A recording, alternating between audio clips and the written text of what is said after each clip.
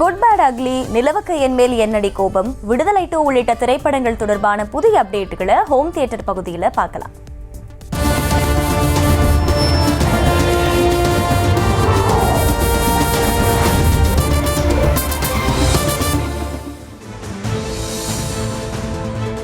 விடுதலை 2 படத்தின் இசை மற்றும் ட்ரெய்லர் நாளை இரவு 8 மணிக்கு வெளியாகும் என படக்குழு புதிய போஸ்டரை வெளியிட்டு அறிவித்துள்ளது. இயக்குனர் வெற்றிமாறன் இயக்கத்தில் கடந்த ஆண்டு வெளியான விடுதலை திரைப்படத்தில் நடிகர் சூரி கதாநாயகனாகவும் அவருடன் இணைந்து விஜய் சேதுபதி முக்கிய கதாபாத்திரத்திலும் நடித்திருந்தார். இந்த படம் ரசிகர்கள் மத்தியில் வசூல் ரீதியாகவும் விமர்சன ரீதியாகவும் நல்ல வரவேற்பை பெற்றது. இந்த நிலையில் விடுதலை 2 படம் உலகம் முழுவதும் டிசம்பர் 20ஆம் தேதி வெளியாக உள்ளது.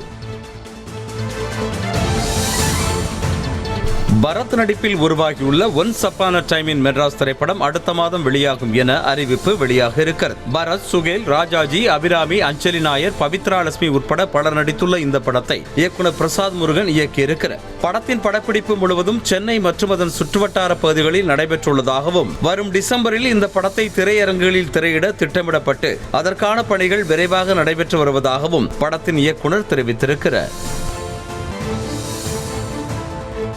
நடிகர் தனுஷ் இயக்கத்தில் உருவாகியுள்ள நிலவுக்கு என்மேல் என்னடி கோபம் திரைப்படத்தின் 2வது பாடலான காதல் ஃபெயில் என்ற பாடல் இன்று வெளியாக உள்ளது. ஜி.வி. பிரகாஷ்குமார் இசையில் தனுஷ் எழுதி பாடியுள்ள இந்த பாடல் குறித்த அப்டேட்டை கடந்த சில நாட்களுக்கு முன் படக்குழு வெளியிட்டது. அதன்படி இந்த பாடல் காதல் தோல்வி பாடலாக இருக்கும் என தெரிவிக்கப்பட்டது. இப்படத்தில் மேத்யூ தாமஸ், பிரியா பிரகாஷ் வாரியர், அனிகா சுரேந்திரன், ரஃபியா கார்டூன் மற்றும் பவிஷ் முன்னணி கதாபாத்திரத்தில் நடிக்கின்றனர்.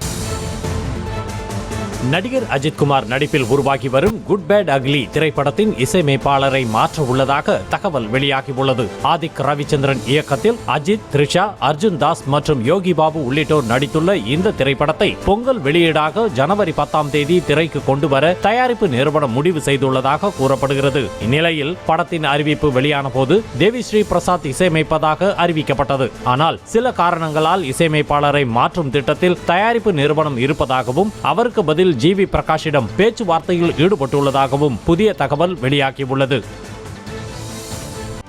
செய்திகளை உடனுக்குடனும் துல்லியமாகவும் தெரிந்து கொள்ள சப்ஸ்கிரைப் பண்ணுங்க.